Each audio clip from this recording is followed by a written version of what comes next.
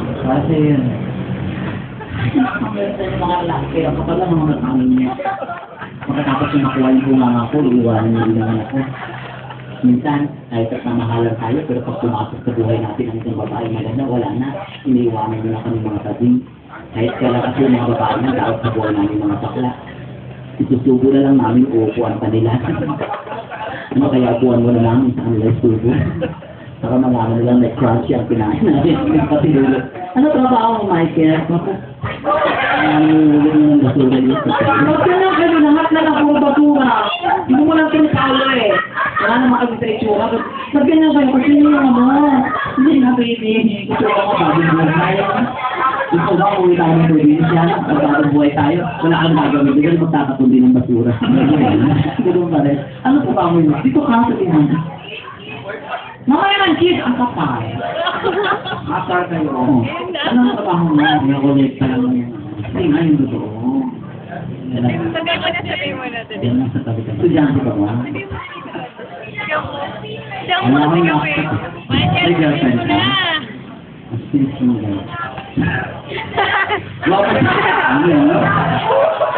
Napagsabihan mo, iwi yung summer ko. Ano po? Wapo siya, kaya alam mo kung tanga mo.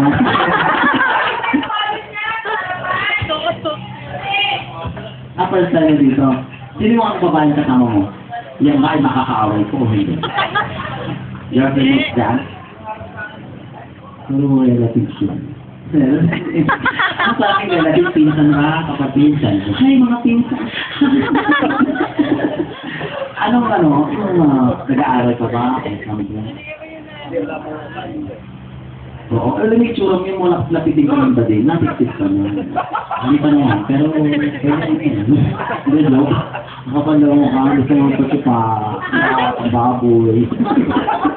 Talaga, sidok mo to. Sumasagot pa eh, no?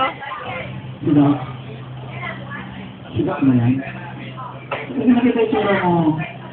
Hindi, sidok ka yan. Nakita yung tsura mo, ako pasyente ngayon.